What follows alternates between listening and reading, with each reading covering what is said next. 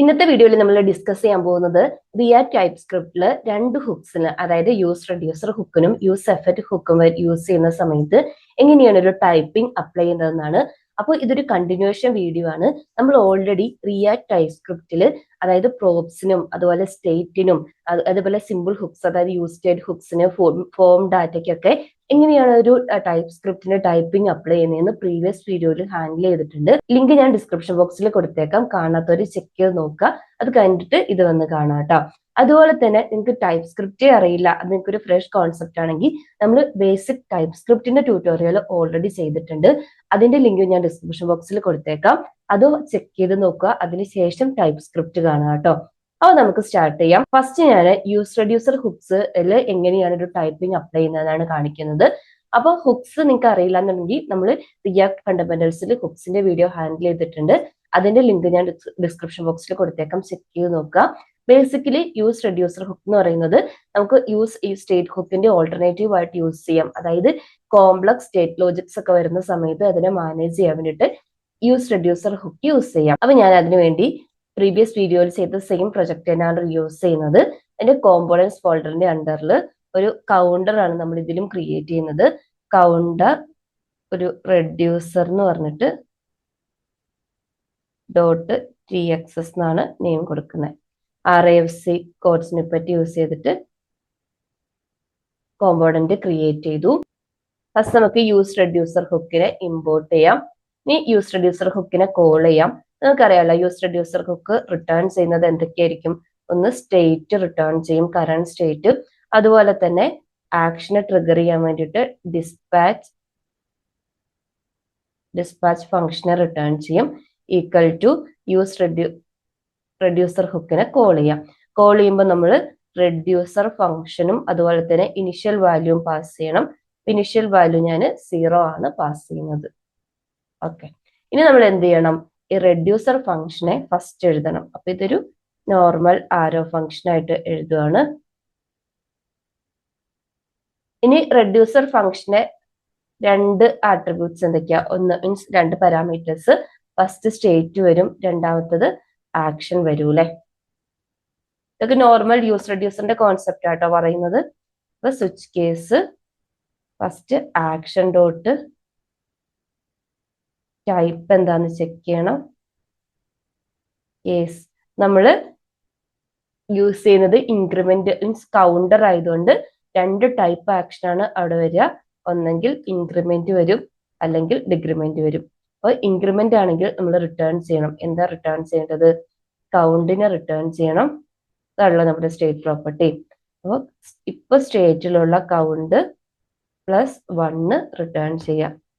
ഇനി അല്ല, ഈ ഒരു ആക്ഷൻ വന്നിരിക്കുന്നത് എന്താണ്? ഡിക്രിമെന്റ് ആണെങ്കിൽ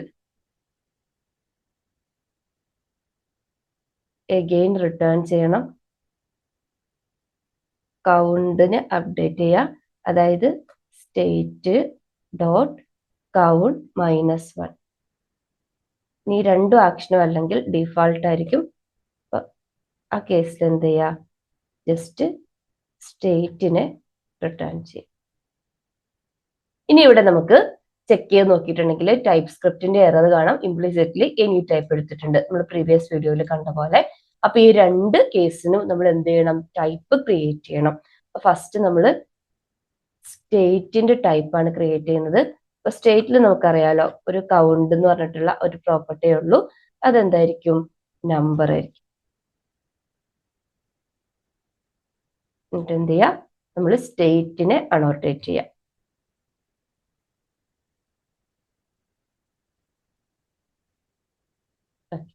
ഇനി നെക്സ്റ്റ് നമുക്ക് ആക്ഷനെയാണ് അനോട്ടേറ്റ് ചെയ്യുന്നത്. അവിടെ നമുക്ക് പറയാം രണ്ട് സ്ട്രിംഗ് ലിറ്ററൽ, അതായത് ഇൻക്രിമെന്റ് അല്ലെങ്കിൽ ഡിക്രിമെന്റ്, ഈ രണ്ട് ആക്ഷനേ വരുള്ളൂ. സോ നമുക്ക് എന്ത് ചെയ്യാം? അവിടെ ഒരു ടൈപ്പ് ഒബ്ജക്റ്റ് ആണ് ക്രിയേറ്റ് ചെയ്യേണ്ടത് സ്ട്രിംഗ് ലിറ്ററൽ യൂസ് ചെയ്തിട്ട്. അതായത് ടൈപ്പ് ആക്ഷൻ ഈക്വൽ ടു, ഒന്നെങ്കിൽ ഈ ടൈപ്പ് എന്ന് പറയുന്നത് ജസ്റ്റ് കോപ്പി ചെയ്യാം കേട്ടോ. ഇൻക്രിമെന്റ് വരും, യൂണിയൻ എൽസ് ടൈപ്പ്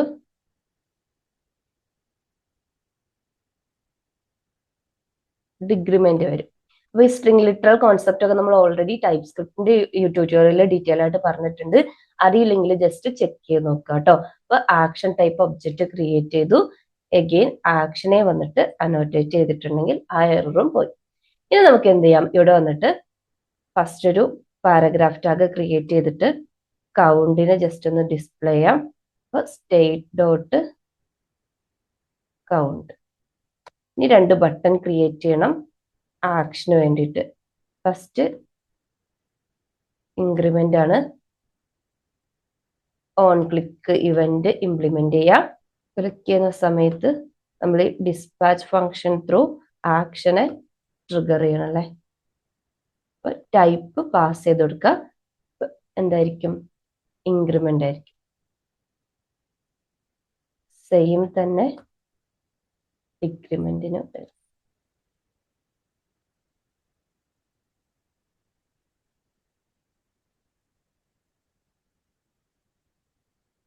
ക്യാപ്ഷനും ഒന്ന് ചേഞ്ച് ചെയ്യാം. അത്രേ ഉള്ളൂ.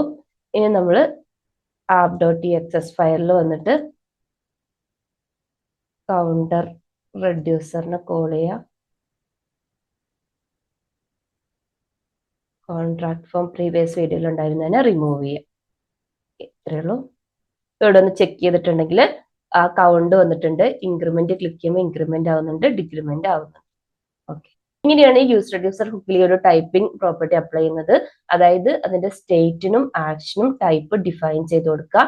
ആക്ഷൻ ഒരു ആക്ഷൻ ഒബ്ജക്റ്റ് ആയിട്ട് സെറ്റ് ചെയ്യുക, സ്ട്രിംഗ് ലിറ്ററൽ ആയിട്ട്. അതായത് ഈ 2 വാല്യൂസ് ടൈപ്പിൽ വരാവുള്ളൂ, വേറെ വരരുത്. അതുപോലെ കൗണ്ട് എന്തായിരിക്കും, നമ്പർ ആയിരിക്കും. നെക്സ്റ്റ് നമുക്ക് അടുത്ത ഹുക്ക്, അതായത് യൂസ് എഫക്ട് ഹുക്ക് യൂസ് ചെയ്തിട്ട് എങ്ങനെയാണ് ഈ ഒരു ടൈപ്പിംഗ് അപ്ലൈ ചെയ്യുന്നത് നോക്കാം. അപ്പൊ യൂസ് എഫക്ട് ഹുക്ക് യൂസ് ചെയ്തിട്ട് ഞാൻ ഒരു API ഡാറ്റ ഫെച്ച് ചെയ്യുവാണ്. അതിന് വേണ്ടിയിട്ട് നമ്മൾ എപ്പോഴും യൂസ് ചെയ്യുന്ന ഒരു ഡമ്മി JSON URL അല്ലേ, /product, ഈ ഒരു URL ആണ് യൂസ് ചെയ്യുന്നത്.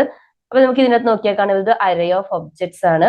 ഓരോന്നും ചെക്ക് ചെയ്തിട്ടുണ്ടെങ്കിൽ കാണാം നമുക്ക് അതിന്റെ ID, title, description, category, price, images, thumbnail details ഒക്കെ ഉണ്ട്. ഓക്കെ, അപ്പോൾ നമുക്ക് ഏതെങ്കിലും ഒരു പർട്ടിക്കുലർ പ്രോഡക്റ്റ് കിട്ടണം എന്നുണ്ടെങ്കിൽ അതിന്റെ ഐഡിയും കൂടെ പാസ് ചെയ്ത് കൊടുത്താൽ മതി, ഒരു പർട്ടിക്കുലർ പ്രോഡക്റ്റ് കിട്ടും. അപ്പൊ ഫസ്റ്റ് നമുക്ക് യൂസ് എഫക്ട് ഹുക്ക് യൂസ് ചെയ്തിട്ട് ഈ ഒരു URL നിന്ന് ഡാറ്റ ഫെച്ച് ചെയ്യാം. ഞാൻ അഗെയിൻ ഒരു fetch product .txs file create ചെയ്യുവാണ്. RFC കോഡ്സിനെ പറ്റി യൂസ് ചെയ്തിട്ട് ഫങ്ഷണൽ കോമ്പോണന്റ് ക്രിയേറ്റ് ചെയ്യുന്നു. നെക്സ്റ്റ് യൂസ് എഫക്ട് ഹുക്കിനെ ഇമ്പോർട്ട് ചെയ്യാം.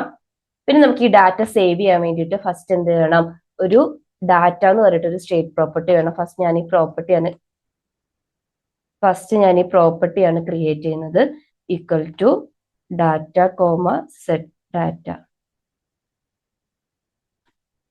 ഈക്വൽ ടു useState ഹുക്കിനെ കോൾ ചെയ്യാം. ഇനിഷ്യൽ വാല്യൂ നള്ളായിട്ട് പാസ് ചെയ്ത് കൊടുക്കുക.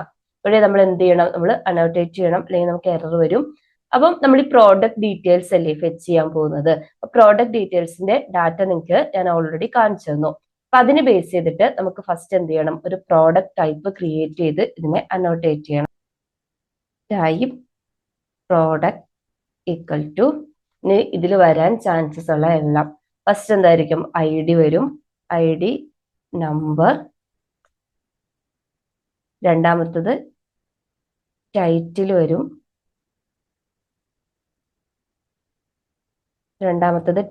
വരും, അത് സ്ട്രിംഗ് ടൈപ്പ് ആണ്. മൂന്നാമത്തത് ഡിസ്ക്രിപ്ഷൻ, അഗെയിൻ അതെന്താണ്, സ്ട്രിംഗ് ടൈപ്പ് ആണ്. അങ്ങനെ എല്ലാ ടൈപ്പും ഞാനിവിടെ ഒന്ന് സെറ്റ് ചെയ്ത് കൊടുക്കും കേട്ടോ.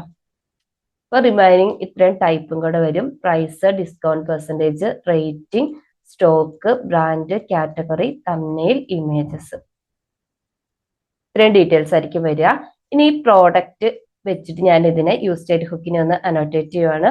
ഒന്നെങ്കിൽ പ്രോഡക്റ്റ്, ഇൻ കേസ് ഇത് ഇല്ലാന്നുണ്ടെങ്കിൽ നള്ള് അനോട്ടേറ്റ് ചെയ്യാം. ഇനി നമുക്ക് എന്ത് ചെയ്യാം, യൂസ് എഫക്ട് ഹുക്കിനെ കോൾ ചെയ്തിട്ട് ഈ ഒരു ഡാറ്റനെ ഫെച്ച് ചെയ്യാം. യൂസ് എഫക്ട് ഹുക്കിന്റെ പാരാമീറ്റർ നമുക്കറിയാലോ, ആരോ ഫംഗ്ഷൻ അല്ലേ. ഫെച്ച് പ്രോഡക്റ്റ് എന്ന് പറഞ്ഞിട്ടൊരു ഫംഗ്ഷൻ ക്രിയേറ്റ് ചെയ്യുക കേട്ടോ. അസിങ് ഫംഗ്ഷൻ ആയിരിക്കും, API റിക്വസ്റ്റ് പോകേണ്ടതുണ്ട്.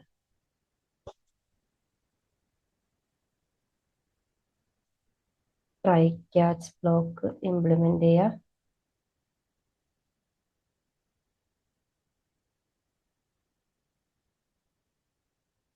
എന്തെങ്കിലും എറർ ഉണ്ടെങ്കിൽ കൺസോൾ ചെയ്യണം. എറർ വൈൽ ഫെച്ചിങ് എന്ന് പറഞ്ഞിട്ട് കൺസോൾ ചെയ്യണം, കോമ എറർ ഒബ്ജക്റ്റും പാസ് ചെയ്യുവാണ്. നമുക്ക് എന്ത് ചെയ്യാം, റെസ്പോൺസ് റിസീവ് ചെയ്യാം. അവൈ സ്പേസ്, ഞാൻ ഫെച്ച് API ആണ് കേട്ടോ യൂസ് ചെയ്യുന്നത്. URL URL പാസ് ചെയ്ത് കൊടുക്കുകയാണ്. ഇനി ഡാറ്റ കിട്ടിക്കഴിഞ്ഞിട്ടുണ്ടെങ്കിൽ റിസൾട്ട് വേരിയബിളിലേക്ക് റെസ്പോൺസിന്റെ സ്പെല്ലിങ് JSON-ലേക്ക് കൺവേർട്ട് ചെയ്യാം. എന്നിട്ട് എന്ത് ചെയ്യാം, സെറ്റ് ഡാറ്റ യൂസ് ചെയ്തിട്ട് ഈ ഒരു റിസൾട്ടിനെ സെറ്റ് ചെയ്യാം.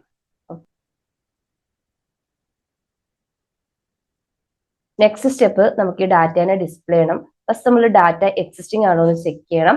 എക്സിസ്റ്റിംഗ് ആണെങ്കിൽ അതിന്റെ ഇംപ്ലിമെന്റേഷൻ, ഇൻ കേസ് അത് എക്സിസ്റ്റിംഗ് അല്ല എന്നുണ്ടെങ്കിൽ ഞാനൊരു പാരഗ്രാഫ് ടാഗ് ക്രിയേറ്റ് ചെയ്തിട്ട് അതിൻ്റെ അകത്ത് ലോഡിംഗ് എന്ന് പറഞ്ഞിട്ട് കാണിച്ചു കൊടുക്കാം കേട്ടോ.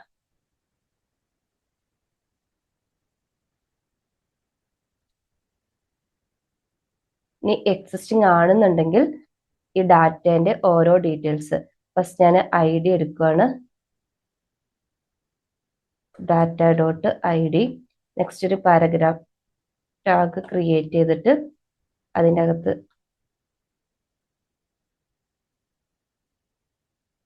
ഡാറ്റേന്ന് ടൈറ്റിൽ എടുത്ത് കാണിച്ചെടുക്കാം.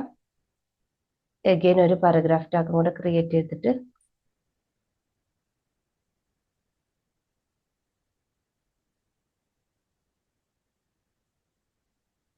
ഡിസ്ക്രിപ്ഷൻ എടുക്കാം.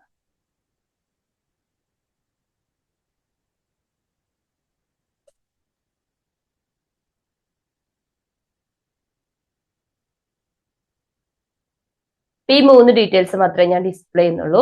അപ്പൊ നമുക്ക് എഗെയിൻ app.txsൽ വന്നിട്ട്